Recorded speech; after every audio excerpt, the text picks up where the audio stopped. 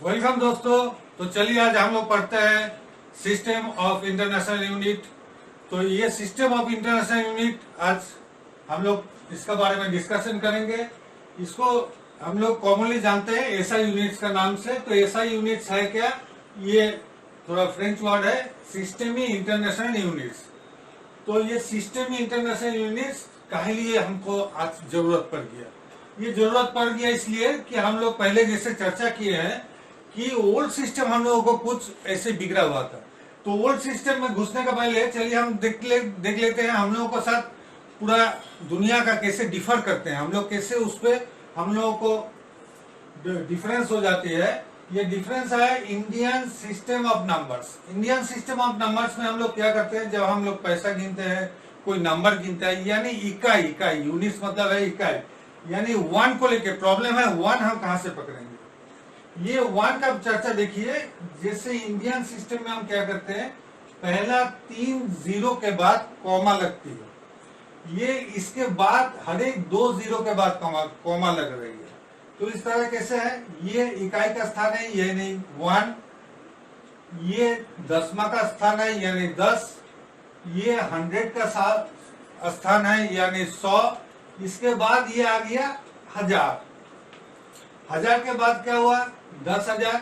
10,000 के बाद जैसे 100,000 हुआ तो हो गया 1 लाख। फिर 1 लाख के बाद जैसे 10 लाख हुआ, 10 लाख जैसे 100 लाख हो गया तो वो हम लोग बोल रहे हैं 1 करोड़। फिर 1 करोड़ जैसे हो गया तो 10 करोड़, फिर 100 करोड़ जैसे बन जाती है तो उसको हम लोग बोल रहे हैं 1 अरब। तो इसी तरह हम लोगों को समुद्र काम चलता है। लेकिन इंटरनेशनली हम लोगों को जो दिक्कतें आती है वो क्या है, इंटरनेशनल सिस्टम में हर एक 3 के बाद 3 जीरो के बाद एक कॉमा लगी है। तो इसमें क्या हुआ, यानी इकाई यानी 1, 10, 100, 1000, 10,000, 100,000 जो कि मेरा लाख था, वहां पर उन लोग कुछ नहीं बोला। ये जब हम लोगों को जब 10 लाख हुआ तो वो इंटरनेशनली उसको मिलियन कहा जाता है। उसी तरह 10 मिलियन, 100 मिलियन, जैसे 1000 मिलियन में गया तो 1000 में वो 1 बिलियन बन गया। बिलियन के बाद 10 बिलियन, 100 बिलियन, जैसे 1000 बिलियन बढ़ गई तो वो ट्रिलियन बन गया। तो इसी तरह से हम लोगों को सिस्टम में बहुत हम लोगों को इसलिए जरूरत पड़ गया कि इंटरनेशनली एक्सेप्टेड, यानी पूरा अंतर्जातिक मान में पूरा दुनिया भर में जिसको इंटरनेशनली एक्सेप्ट किया जाएगा। अब दुनिया भर में देखिए कैसे एक्सेप्ट करते हैं कि डिस्प्यूट कहां से बनी है। ये डिस्प्यूट बनने का पहला तो था हम लोगों को जो सीजीएस सिस्टम चलती थी। सीजीएस सिस्टम जैसे आगे क्लास में भी हम थोड़ा इसके बारे में हल्का से टच करके निकल गए। तो सीजीएस सिस्टम में तो सीजीएस सिस्टम नाम कैसे हुआ कि measurement of length, measurement of वजन यानी weight, and measurement of time यानी समय। तो मेजरमेंट ऑफ लेंथ में जब आए तो सीजीएस सिस्टम बता रहा है कि उसका जो इकाई होगा यानी यूनिट होगी वो होगा सेंटीमीटर। फिर जब वेट होगा, वेट यानी ग्राम में जब हम आएंगे तो ग्राम का जो इकाई होगा तो वो होगा यानी वजन का इकाई होगा ग्राम। फिर टाइम को लेकर कोई डिस्प्यूट नहीं था, आज भी नहीं है, तो टाइम सेकेंड। इसके बाद ब्रिटिश ने अपना एक अलग लोग अपना चर्चा कर लिया, अपना हिसाब में वो लोग चलते थे। ब्रिटिश सिस्टम का नाम था एपीएस। एक मतलब फुट, पाउंड, सेकेंड। अब जैसे हम जो फुट लेके झंझट हुआ तो फुट हम लोगों को डिस्प्यूट कहाँ बनती है, ये फुट हुआ, ये फुट का हायर यूनिट हो गया यार्ड, यार्ड का हायर यूनिट हो गया माइल। जैसे आप सब जानते हैं कि 1 किलोमीटर सॉरी 1 माइल यानी 1.6 किलोमीटर। तो ये फिर एक थोड़ा डेलिकेट नंबर आ गया। तो डेलिकेट नंबर को अवॉइड करना है। जैसे उन लोग को था पाउंड, पाउंड जैसे ब्रेड आप लेते हैं तो 1 पाउंड, 1 पाउंड जिसको एलबी से हम प्रकाश करते हैं तो 1 एलबी का मतलब हो गया 453.6 ग्राम। ये और एक डेलिकेट मामला है। तो इसलिए आज का दिन जब आप 1 पाउंड ब्रेड लेते हो तो बेकारी वाले ने इसका सीधा हिसाब बना लिया 450 ग्राम। आप जब हाफ पाउंड ब्रेड लेते हो तो बेकारी वाले ने इसका सीधा हिसाब बना लिया 225 ग्राम। कहे कि इतना डेलिकेसी है इसमें। इसके बाद आया अमेरिकन ने, वो अपने हिसाब से चल रहे थे। उन लोग को था लेंथ, उन लोग नापते थे मीटर से, वजन किलोग्राम से, टाइम सेकंड से। तो इसी तरह ये किलोमीटर माइल, इसको यूनिफॉर्मिटी, इसको एक ढांचे में लाना था। इसको एक ढांचे में लाने के लिए बना सिस्टम ऑफ इंटरनेशनल यूनिट्स, यानी सिस्टमी इंटरनेशनल यूनिट्स। तो सिस्टमी इंटरनेशनल यूनिट्स में क्या हुआ कि इसका पहले आ गया 10 टू द पावर 0। अब 10 टू द पावर 0 इसको एकदम बीच में रखें। तो 10 टू द पावर 0 का मतलब हुआ, 10 टू द पावर 0 का मतलब हो गया 1। अब 10 टू द पावर 0 1 हो गया, जिसको हम बता रहे हैं कि जो जो हमको काम में आएगा, इसी को हम चर्चा करेंगे। नहीं तो हमको न्यूटन, जूल, ये सब यूनिट लेके, करंट का क्या यूनिट, इलेक्ट्रिसिटी का क्या यूनिट, ये सब हमको चर्चा में नहीं है। लाइट का क्या यूनिट होगा। तो ये जो लेंथ है, लेंथ को हम लोग नापेंगे मीटर से, according to SI units. Length को नापेंगे मीटर से, वेट को नापेंगे ग्राम से, वॉल्यूम यानी वॉल्यूम जो बनती है तो वॉल्यूम को नापेंगे लीटर से। जैसे आप लीटर से पेट्रोल या पीने के तेल या पानी खरीदते हैं, टाइम को नापेंगे सेकेंड से। इसके बाद हम लोग थोड़ा ऊपर चलते हैं। ऊपर में क्या है, 10 टू द पावर 1 यानी 10वां का घर है। तो 10 टू द पावर 1 को हम लोग बोल रहे हैं कि डेका। ये हम लोग जानते हैं, आप लोग पढ़े हैं डेका हेक्टो किलो। ये शायद 4-5 में हम लोग पढ़ लिया है। 10 to the power 1, 10 to the power 2, 10 to the power 3। अब 10 टू द पावर 1 इसलिए हम लिखे हैं, आपको थोड़ा कंसेप्ट क्लियर करने के लिए, कि 10 टू द पावर 1 मतलब है 1 के बाद 1 0। 10 टू द पावर 2 का मतलब है 1 के बाद 2 0, 10 के बाद 2 0 नहीं, याद रखिएगा, बार बार बोल रहे हैं हम। 10 टू द पावर 3 मतलब है 1 के बाद 3 0, 10 के बाद 3 0 नहीं। उसी तरह आ गया 10 टू द पावर 6, यह हो गया मेगा। जैसे देखिए, आप थोड़ा कंप्यूटर को सोच लीजिए, आप लोग डेटा यूज करते हैं। तो डेटा में क्या हुआ, के से किलोबाइट, बाइट हुआ, उसका इकाई हो गया। जो आप डेटा लेते हैं तो डेटा का यूनिट हो गया बाइट। अब बाइट में आप चले गए किलोबाइट, केबी में आता है जब टेक्स्ट आप डाउनलोड करते हैं। जब कोई फिल्म हुआ तो क्या हुआ, मेगाबाइट हो गया, यानी 10 टू द पावर 6, यानी 1000 गुना इससे बड़ा। फिर मेगाबाइट के बाद गीगाबाइट, फिर गीगाबाइट के बाद आ गया 10 टू द पावर 12, 1 के बाद 12 0 13, 13 के बाद आ गया 10 टू द पावर 15 पेटा। इसी तरह तो ये सब यूनिट हमको खैर काम में नहीं लेता। जैसे 10 टू द पावर 15 पेटा, ये जैसे हम लोगों को ब्रेन का, तो जस्ट लाइक कंप्यूटर, ये कंप्यूटर जैसा ही है। तो इसमें हम लोग जैसे मानव शरीर का जो ब्रेन है, ये ब्रेन में हम लोग को मोटा मोटी 2 से 2.5 पेटा का हर एक का पास मेमोरी रहता है। तो इसी में हम लोग बहुत अच्छे से जी लेते हैं। अब नीचे का मामला है। नीचे का मामला इसलिए हमको मेन इंपॉर्टेंट है कि नीचे का मामला से हम काम करेंगे। नीचे का मामला में क्या आया, 10 टू द पावर -1 यानी 1/10। 1/10 का मतलब हुआ डेसी। 10 टू द पावर -2 यानी 1/100, 100 का मतलब सेंटी, यानी जिसे आप सेंटीमीटर बोलते हैं। फिर 10 टू द पावर -3 यानी 1/1000, जो कि मिली का नाम से जाना जाता है। अब इसका बाद 4-5 भी है, उसका दरकार नहीं है। मोटे दौर से क्या है, 10 टू द पावर 6, जिसको माइक्रो, ये माइक्रो हो गया, जिसको हम म्यू के आधार पर प्रकाश करते हैं। अब देखिए, ये हो गया micro. 10 to the power -9 nano, जैसे कि आप पढ़े हैं, नैनो टेक्नोलॉजी के बारे में भी आप पढ़े हैं। तो नैनो टेक्नोलॉजी इसी का मेन में आधारित है। फिर आप नैनो का कैसे, कि जैसे आपको कोरोना वायरस चला हुआ, तो इसको देखिए नैनोमीटर में नापा जाता है। वायरस इतना छोटी होती है, जबकि जब बैक्टीरिया को नापते हैं हम, तब उसको नापते हैं माइक्रोमीटर के हिसाब से। जब वायरस नापते हैं तो नैनोमीटर के हिसाब से। फिर उसके नीचे आ गया 10 टू द पावर -12, 1/1 के बाद 12 को 0 है, जिसको हम लोग पीको बोलते हैं। और 10 टू द पावर -15, इतना ही बार कम लगेगा। फेमटो, पिको फेमटो हम लोग सिर्फ एक सीक्वेंस में हम लोगों को पूरा चैप्टर में आएगी। इसके बाद हम लोग को मेन नैनो तक काम है, उसमें भी हमको मेन माइक्रो डायल्यूशन तक काम है। ये माइक्रो को आप बढ़िया से समझ लीजिए कि इसमें, और एक तो बात गौर कीजिएगा कि इसमें जो है कि ये के से लेके, ये के लेके स्मॉल लेटर का है, तो ये किलो का के से लेके ये फेमटो तक हर एक का स्मॉल लेटर में लिखी हुई है, एक्सेप्ट म्यू, म्यू का तो अलग सिंबल है। और ऊपर वाला जो है मेगा से शुरू हो गया, इसको लेकिन कैपिटल लेटर हो गया, ये लेटर कैपिटल हो गई। इसके बाद क्या है कि हम लोग थोड़ा समझ ले कि कैसे, अगर हम मान लेते हैं जैसे हमको बीच में है क्या लीटर है, वॉल्यूम, मेरा मेन मुद्दा वॉल्यूम से है, तो 1 लीटर का मतलब 1000 ml, यानी यहाँ से मिलीलीटर सब जाइएगा, ml मतलब है मिलीलीटर, तो मिलीलीटर से ये 10⁻³ है, ये 10⁻³ को जब 1000 गुना इसको लीजिएगा, यानी 10⁻³ इसका साथ 10⁻³ ऐड कीजिए, ये मल्टीप्लाई कीजिएगा, तब ना जाके 10⁻0 बनेगी, तो तब जाके ये आपको वॉल्यूम लीटर दिखाई दे रहा है, यानी 1 लीटर का हो गया 1000 ml। उसी तरह 1 लीटर का 1000 ml हो गया, उसी तरह हो गया 1 ml का, 1 ml जो है 1 ml यानी 1 millilitre is equal to 1000 microlitre.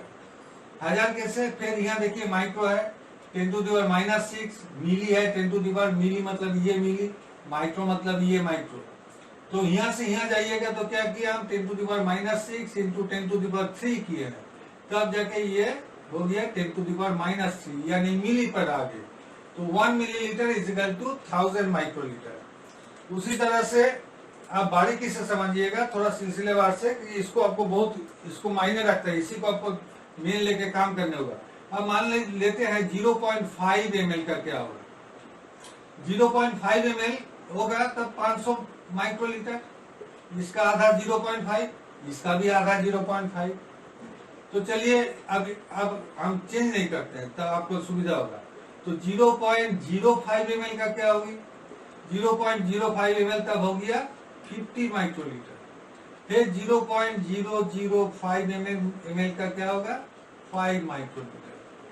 तो इसी तरह से बस इतना ही बार आपको लगेगा, इससे लेस वॉल्यूम में हम लोग ना काम कर सकते हैं, ना उस तरह का मशीन अभी तक आया कि माइक्रोलीटर के नीचे भी काम करेगी और सही रीडिंग आपको दे देगा। तो इसका ये माइक्रोलीटर समझना आपको इसलिए जरूरी है कि माइक्रोलीटर नहीं समझिएगा तो हमको जब काम करना है, हमको काम करना है कैसे, खून से आपका खून लेके काम करना है, किसी का खून हम लिए हैं, किसी का ब्लड हम लिए हैं, तो ब्लड कितना रहता है मानव शरीर में, आपको आइडिया है, फिर हम बता देते हैं। मानव शरीर में ब्लड रहता है, यानी एडल्ट को, यानी जो एडल्ट है 70 ml पर kg of the body weight, पर kg ऑफ बॉडी वेट, यानी आपका हर एक केजी बॉडी वेट में आपको 70 ml ब्लड रहता है, जबकि बच्चा में और थोड़ा ज्यादा रहता है, 80-85 तक रहता है, तो 70 ml, यानी मान लीजिए कोई एडल्ट जिसका वजन है 70 किलो, तो उसका पास कितना है 70 इंटू 70 यानी हो गया 4900 ml, यानी 4.9 लीटर, 4.9 लीटर ब्लड है, यानी 5 लीटर। तो इसका 5 लीटर कोई आदमी गया 5 लीटर वाला आपको पास जांच कराना है, तो इसका मतलब नहीं आप उसको 1 लीटर ब्लड ले लीजिएगा टेस्ट करने के लिए। तो इसलिए हमको छोटे वॉल्यूम पर काम करना होता है, ये सब वॉल्यूम पर हमको काम करना होगा, ये 50 पर 5 इस सब वॉल्यूम पर। और साथ में क्या है, तो क्या हो गया, ब्लड हो गया, बहुत प्रिसाइज थिंग हो गया, प्रीसियस थिंग हो गया ब्लड, और साथ में आपका क्या हुआ, आप जो केमिकल यूज कर रहे हैं, जो केमिकल को हम लोग ज्यादातर लेबोरेटरी केमिकल को हम लोग रिएजेंट बोलते हैं, ये लेबोरेटरी केमिकल जो रिएजेंट बोलते हैं, ये भी बहुत महंगी आती है, तो ये रिएजेंट भी महंगा है, आपका ब्लड भी महंगा है, तो हमको क्या करना होगा, कम वॉल्यूम लेके काम करना होगा। इसलिए हम ये सब बहुत बारीकी से समझना होगा कि इसमें हमको गलती ना हो जाए। अब चलिए हम देखते हैं कि अगर हमको कोई एरिया के विषय में हम चर्चा करें, तो एरिया का क्या होगा कि अभी तो हम वॉल्यूम का बारे में किए हैं, अब कहीं कहीं हमको ये एरिया से वॉल्यूम में घुसने पड़ता है, एरिया से वॉल्यूम में कैसे जाने पड़ता हम बता रहे हैं। उसके पहले हम बता देते हैं कि मानिए कि आपको ब्लड सेल काउंट करना है, ठीक है, तो ब्लड सेल हमको काउंट करना है।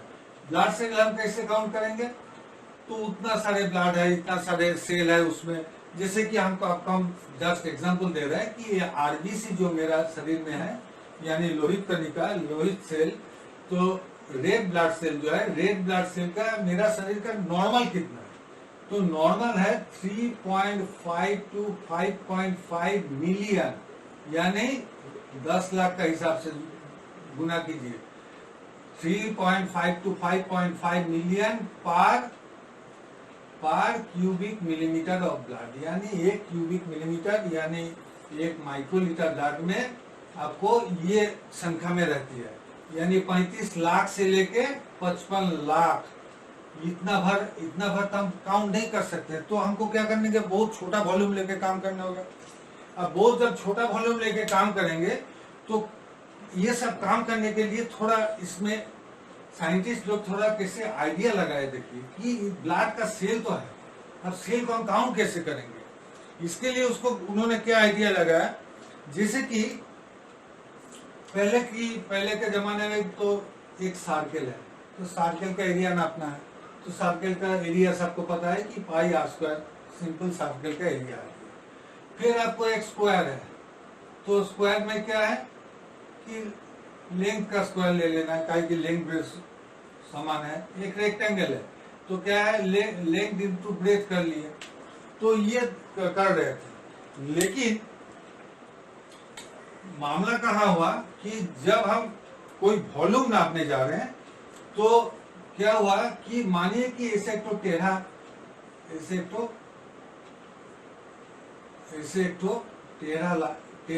स्पेस है, इसको एरिया कैसे नापेंगे? इसको एरिया नापने के लिए देखिए थोड़ा सा कैसे आइडिया लगाए। ये न्यूटन साहब जो थे, न्यूटन साहब कैसे आइडिया लगाए, वो इसी पर इनको कैलकुलस बना दिया। ये जो आप लोग कैलकुलस करते हैं, इसी पर उन्होंने ये कैलकुलस लगा दिया। ये कैलकुलस के जरिए इनका एरिया वो नाप लिया। तो इसी तरह ये ग्राफ, यानी ग्राफिकल ढांचा में डालना है। जैसे मानिए कि जो कि आप लोग थोड़ा बहुत ऊल और पिन देके जो सिलाई करते हैं, तो अगर सिलाई करते हैं तो कोई देखिएगा कि उसको एक पहले ग्राफ बना लेते हैं। ये ग्राफ बनाने में देखिए कि कितना आसान हो जाता है, एक काम आसान करना है, कितना आसान हो जाएगा एक तो काम। ये ग्राफ में क्या हुआ कि मानिए कि आप इसको कर लिए कि ये सीधा बुनेगा, यानी ये फॉरवर्ड नीटिंग होगा, और ये आप कर लिए कि बैकवर्ड नीटिंग होगा। ठीक है, तो फॉरवर्ड नीटिंग को मानिए कि आप ऐसे रख दिए, ऐसे रख दिए,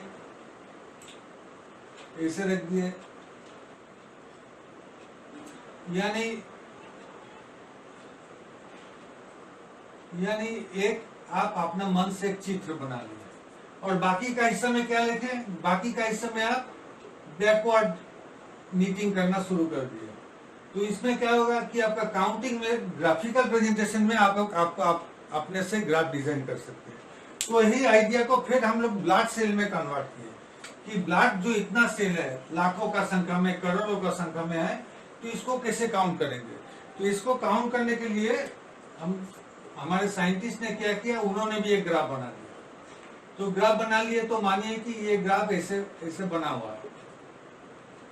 आप क्या किए कि ग्राफ में ब्लड को डाइल्यूट करके उसमें डाल दिए।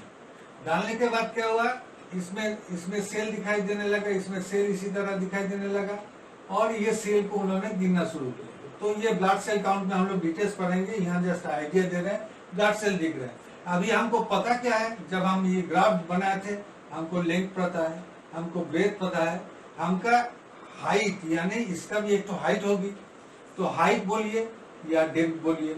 हाइट का होगा जब आप नीचे से देखिएगा हाइट, जब ऊपर से देखिएगा डेप्थ। उसी तरह ठंडा गर्म बोल के कोई चीज नहीं होती है।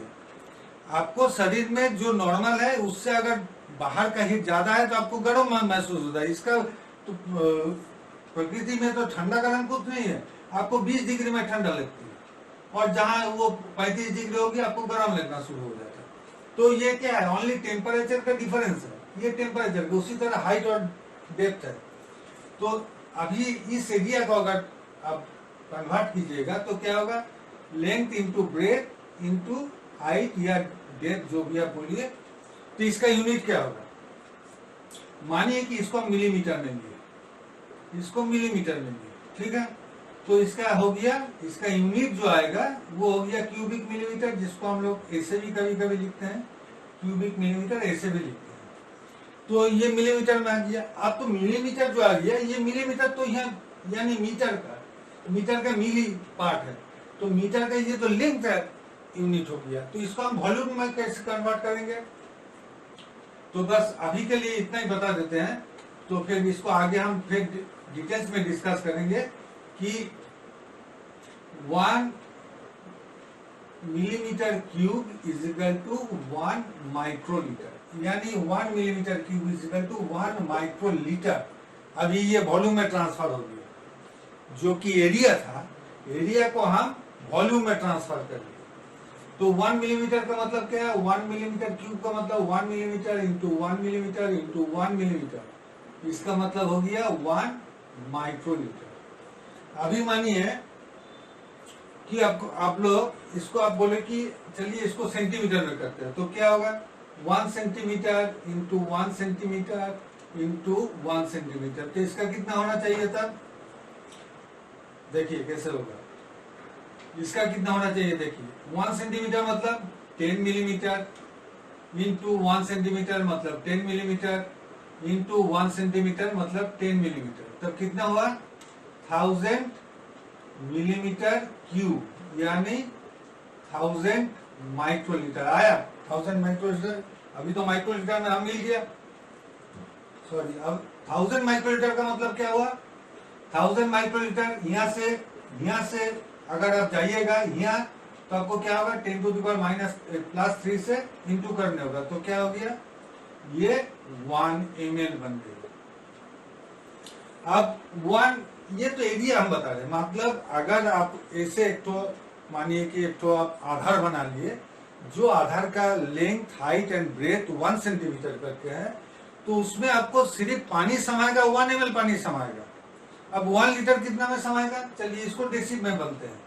तो 100 मिलीमीटर, जो कि 100 मिलीमीटर, अगर इसको हम 100 कर लेते हैं, अगर हम इसको 100 मिलीमीटर कर लेते हैं, यानी 1 deci 100 millimetre into 100 millimetre, 100 millimetre यानी 1 डेसीमीटर, 1 डेसीमीटर, 1 डेसीमीटर।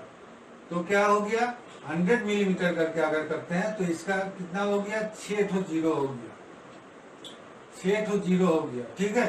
तो 6 ठो जीरो का मतलब हो गया, अभी 1 सेंटीमीटर में था आपका 1 ml था, 1 ml था, तो ये वाला कितना हो गया 1 लीटर बन गया।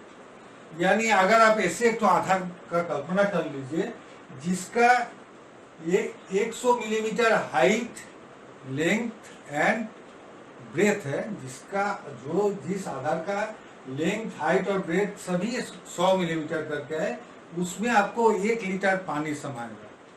तो इसी तरह इसको हम लोग देखते हैं। तो इसको देखिए कि 1 सेंटीमीटर का जब चर्चा चला तो क्या हुआ, 1 सेंटीमीटर यानी 1 सेंटीमीटर, इसको हम कितना बताएं 1 ml बता दें। तो यानी 1 cubic centimetre is equal to 1 millilitre. आप देखिए ये वर्ड लेकिन अभी भी रह गया, कैसे रह गया, आप बाजार में सिरिंज लेने जाते हैं, नहीं तो आप किसी का कोई जो सिरिंज का व्यवहार करते हैं उससे पूछिएगा, वो सीधा ऐसे नहीं बताएगा आपको कि 1 ml सिरिंज, 2 ml, ये बहुत कम बताता है, 5 ml सिरिंज, वो आपको बल्कि ऐसे नहीं बताएगा 1 cc syringe, 2 cc syringe, 5 cc syringe. cc का मतलब क्या हुआ, ये क्यूबिक सेंटीमीटर, cc यानी 1 ml। देखिए 1 ml मतलब 1 क्यूबिक सेंटीमीटर, 2 cc मतलब 2 ml यानी 2 क्यूबिक सेंटीमीटर, 5 ml मतलब 5 cc, 5 cc का मतलब 5 क्यूबिक सेंटीमीटर। तो इसी तरह से हम लोग थोड़ा इसको हम लोग ट्विस्ट कर लेते हैं, जो कि हम लोग फिर भूल नहीं पाते हैं, तो वो हम लोग को चलते रहती है हम लोगों का जीवन में। तो देखिए, और एक तो छोटा सा साम आपको दिखा रहे हैं, जो कि मेरा बहुत बड़ा एक MCQ का किताब आने वाला है, उस समय आप लोगों को मिल जाएगा। तो ये देखिए थोड़ा कैसे आप इतना इसको एडप्ट किए, थोड़ा टेस्ट कर लीजिए। मानिए कि हम लिख रहे हैं 30 kg बटा mg, और इसको अंडरलाइन करते हैं और इसमें लिखते हैं 30 ग्राम बटा माइक्रोग्राम। ठीक है, माइक्रोग्राम हम लिख दिए। अब मानिए कि हम ऑप्शन दे दिए कि ऑप्शन 1 जो है ये इक्वल्स टू है, ऑप्शन 2 है ये नॉन इक्वल्स टू है, ऑप्शन जो 3 है ये ग्रेटर देन है, ऑप्शन जो 4 है ये लेस देन। तो मेरा सवाल इस पर है कि ये 30 kg पर मिलीग्राम का 30 ग्राम पर माइक्रोग्राम में संपर्क क्या है। इसको आप देखिए, इसको हम कैसे निकालते हैं, इसको हम लोग संपर्क ढूंढ लेते हैं। चलिए 30 kg, ठीक है, पार हम क्या बोले मिलीग्राम। तो क्या किए, तो चलिए हम बेटा को हम अब ये केजी से हमको ग्राम में जाना है, केजी से ग्राम में जाना है तो क्या करना है, तो केजी से ग्राम में जाना है तो सीधा हमको 1000 से भाग देना है। तो बेटा को जब दे दिए तो चलो बेटी को भी दे देते हैं, इसको भी 1000 दे दिए, इसको भी भाग लगा दिए। तो केजी को 1000 से भागा मारिएगा तो क्या होगा, ग्राम आएगा, और मिलीग्राम को 1000 से कीजिएगा, यानी मिली को 1000 से कीजिएगा तो ये माइक्रोग्राम पर आ जाएगा। ठीक है, माइक्रोग्राम। तब क्या हुआ, इसका आंसर ये दोनों, ये 30 मायने नहीं रखता, मेन मायने जो है इसको आप सिलसिलेवार से तरीके से समझिए। ये जो यूनिट है, ये मायने ये यूनिट रख रहा, ये संख्या में तो हम बाद में जाएंगे, ये यूनिट पर मायने रख रहा। तब ये क्या हुआ, देखिए हम केजी और पर mg इक्वल्स टू ग्राम और ये पर माइक्रोग्राम होगा। जब ये दोनों वैल्यू सेम होगा तब इसका आंसर होगा इक्वल्स टू, यानी आंसर ये वाला है।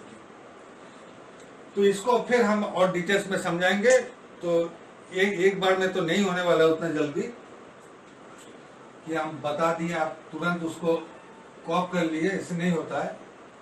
फिर माइक्रोमीटर, तो माइक्रोमीटर ये हम लोगों को आज का यूनिट है। आज हम लोग माइक्रोमीटर को कैसे लिखते हैं, माइक्रो जो है, माइक्रो का म्यू लिए, म्यू और मीटर का एम लिए, तो माइक्रोमीटर लिखते हैं। इसको पहले देखिएगा, बहुत किताब में अभी भी आपका कोई डिस्क्रिप्शन आएगी तो देखना कि जैसे आरबीसी का जो डायमीटर है, ये देखिएगा बहुत किताब में लिखा है अभी भी 7.5 माइक्रोन, और कोई किताब उसका अपडेट कर लिया तो 7.5 माइक्रोमीटर, यानी बात बराबर की है। माइक्रोमीटर सेम है, माइक्रोन पहले बोला जाता था। उसी तरह नैनोमीटर जो है, नैनोमीटर को अभी हम लोग क्या बोलते हैं, ये एन लेते हैं, ये एम लेते हैं, नैनोमीटर बताते हैं। पहले इसको बोलता था, देखिए कितना डेलिकेट था पहले का मजा, देखिए कि पहले ये इसको बोलता था milli micro, name for milli micro. Milli micro मतलब क्या है, माइक्रो का हो गया 10 to the power -6, 10 to the power -6 into milli 10 to the power -3, तो क्या आ गया 10 to the power -9, वही हिस्सा नैनो वाला हिस्सा आ गया। तो नैनो वाला हिस्सा आ गया, तो इसको नैनोमीटर को नहीं बोल के कितना डेलिकेट, जो कि बच्चों को जो पहले पढ़ाई कर रहे उसके लिए बहुत दिक्कत होती थी कि मिली माइक्रो, ये फिर नया यूनिट कहाँ से आ गया। तो बात यहाँ था 10 to the power -9 को एक ही शब्द में प्रकाश करना था, तो इसको सीधा हम लोग नैनोमीटर कहने लगे। इसके बाद है क्या, इसके बाद एवोगैड्रो हाइपोथेसिस में बताया जाता है कि एक हम लोगों को लेबोरेटरी में बहुत सारी यूनिट आती है, जैसे कि मानिए कि पहले आपको हम बता देते हैं कि हम अगर आपको कोई रिपोर्ट, मानिए कि अब मेरा पास आप जांच कर रहे हैं प्लाज्मा ग्लूकोज का, तो इसको हम रिपोर्ट दिए 100 mg पर डीएल। ये 100 mg पर डीएल का मतलब है, डीएल का मतलब है डेसीलीटर, यानी यहाँ से 1/10, 1 लीटर कितना होता है 1000 ml बटा 10, तो कितना आया 100 ml। ठीक है, तो 100 ml डेसीलीटर का मतलब हो गया 100 ml। तो हम बता रहे कि आपका खून में जो हम ग्लूकोज टेस्ट किए हैं वो हर एक 100 ml ब्लड में 100 mg का मात्रा में आपका शरीर का खून में ग्लूकोज है। तो इसी तरह ये मोस्ट कॉमन यूनिट है, ये हम लोगों को बहुत काम में आता है। कहीं आपको यूनिट ये भी आता है ग्राम पर डीएल, यानी ग्राम कोई भी संख्या मानिए कि 6 ग्राम पर डीएल हम लिख दिए, तो आपका शरीर का खून में हर एक 100 ml में 6 ग्राम प्रोटीन है। मानिए कि प्रोटीन का टेस्ट किए तो 6 ग्राम प्रोटीन है। उसी तरह कुछ यूनिट है जिस तरह हम बोर्ड में लिख के रखे हैं कि लिखने में बहुत समय बर्बाद ना हो जाए। तो मिलीमोल पर लीटर, तो मिलीमोल कहाँ से आया? मोल, ये मोल जो कंसेप्ट है ये आप लोग एवोगैड्रोस हाइपोथेसिस पढ़ लिए होंगे। एवोगैड्रोस हाइपोथेसिस जो है वो एवोगैड्रोस हाइपोथेसिस क्या बताता है कि वो बताते हैं कि आपका 1 ग्राम मॉलिक्यूलर वेट में कोई जो पदार्थ है, जो सब्सटेंस है, उसका 1 ग्राम पदार्थ में 6.022 इंटू 10⁻23 इतना नंबर मॉलिक्यूल रहेगा। तो ये हो गया एवोगैड्रोस हाइपोथेसिस का। तो अभी मानिए कि हम मिलीमोल पर लीटर में इसमें हम लोग करते हैं क्या, मानिए कि इसको मिलीमोल कोई भी हम टेस्ट दूसरी ये यूनिट पर किए, अब उसको हमको मिलीमोल पर लीटर में, तो क्या करना है, मानिए कि हम सोडियम क्लोराइड का किए हैं। सोडियम क्लोराइड एक तो मानिए कि सी वाटर का यानी समुद्र का पानी का किए हैं, तो उसमें मेरा रिजल्ट आ गया समुद्र का पानी का किया है। तो इसका मॉलिक्यूलर वेट कितना है? मॉलिक्यूलर वेट है सोडियम का 23, क्लोरीन का 35.5 यानी 58.5 इसका मॉलिक्यूलर वेट है। तो 58.5 आया, ये तो molecular weight of the substance हमको मिल गया। अब मानिए जो हम सोडियम क्लोराइड का जो समुद्र का पानी से जो जांच किए थे, मेरा रिपोर्ट आया 585 मिलीग्राम आया, 585 मिलीग्राम पर डेसीलीटर आया।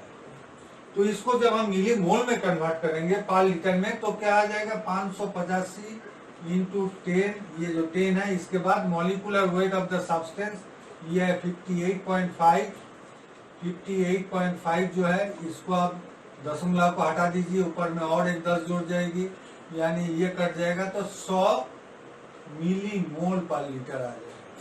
तो इसके लिए घबराना कोई बात नहीं है। इसके लिए आजकल बहुत सारे ऐप आ गया, कन्वर्शन टेबल आ गया, कन्वर्टर आ गया, ऐप में मिल जाएगा। इसके लिए इसका जमाना चला गया कि अभी हम बैठ के कैलकुलेशन करें, लेकिन आपको तो कंसेप्ट हमको पता नहीं होगा। नेक्स्ट जो है कि नेक्स्ट है मेरा जो इंटरनेशनल यूनिट है, ये देखिए हम लोग अभी मिलीग्राम पर डीएल कर रहे थे, ग्राम पर डेसीलीटर कर रहे थे, मिलीमोल पर लीटर कर रहे थे। फिर एक तो नया यूनिट आ गया, ये यूनिट का है कि यूनिट पर लीटर, ज्यादातर इसको हम लोग बोलते हैं यूनिट पर लीटर, यू से प्रकाश किया जाता है, ओनली यू भी लिख सकते हैं। तो उसमें मानिए कि आपका कोई रिलेटिव का, मानिए कि कोई रिलेटिव का आपका कि टेस्ट हुआ, कोई पेशेंट का मान लीजिए कि टेस्ट हुआ, तो उसका मानिए कि प्लाज्मा ग्लूकोज आया 200 मिलीग्राम पर डीएल, और उसका जो सीरम एमाइलेज जो कि एक तरह के एंजाइम है हम लोगों को शरीर में रहता है, तो सीरम एमाइलेज का आपका रिपोर्ट आया मानिए कि 45 यूनिट्स पर लीटर, इसको यूनिट पर लीटर में ही आएगी ये रिपोर्ट। अब दोनों का मतलब समझिए, दोनों का मतलब है, यहाँ इंटरनेशनल यूनिट का डेफिनेशन देखिए, 1 माइक्रोमोल सबस्ट्रेट कन्वर्शन पर मिनट। सॉरी, तो इसमें क्या हुआ कि हम जब ये टेस्ट कर रहे थे, हम क्या बता रहे हैं कि 200 मिलीग्राम हर एक 100 ml ब्लड में आपका है। जब ये टेस्ट कर दिए, तब उसी तरह से अगर हम बोलेंगे कि आपका खून में हर एक लीटर में 45 यूनिट है एमाइलेज, नहीं, ये बात नहीं है। ये इसका डेफिनेशन देखिए, डेफिनेशन बता रहा है कि आपको अगर 45 है रिपोर्ट, तो इसका मतलब है आपका जो एमाइलेज है, एमाइलेज जो कि एंजाइम का साथ किसका रिएक्शन होता है आपको पता है? एंजाइम का साथ रिएक्शन होता है सबस्ट्रेट का। ये रिएक्शन का पैटर्न क्या होती है? ये रिएक्शन का पैटर्न होती है लॉक एंड की। लॉक एंड की, ये एंजाइम होती है की, इसका होता है सबस्ट्रेट लॉक, यानी की जाके लॉक को खोल देता है।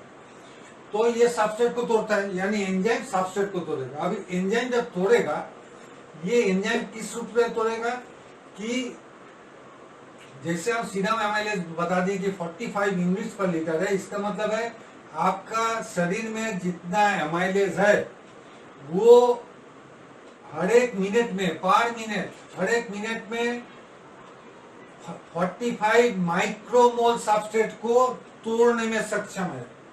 फिर बारीकी से समझिए, यहाँ बोल रहे थे मिलीग्राम पर डीएल, मतलब इतना मिलीग्राम हर एक 100 ml में है।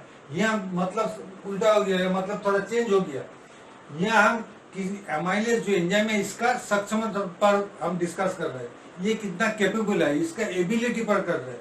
तो इसका एबिलिटी क्या है कि ये जो एमाइलेज है, ये आपका जितना भी एमाइलेज है, वो एमाइलेज का एक्टिविटी हम बता रहे हैं, यानी वो कितना एक्टिव है, एक्टिविटी को हम डिस्क्राइब कर रहे हैं। कैसे कर रहे हैं कि आपका शरीर में जितना ही एमाइलेज है, वो एमाइलेज हर एक मिनट में 45 यानी 45 नाम रिपोर्ट दिए हैं, 45 माइक्रोमोल सबस्ट्रेट को तोड़ने के लिए सक्षम है।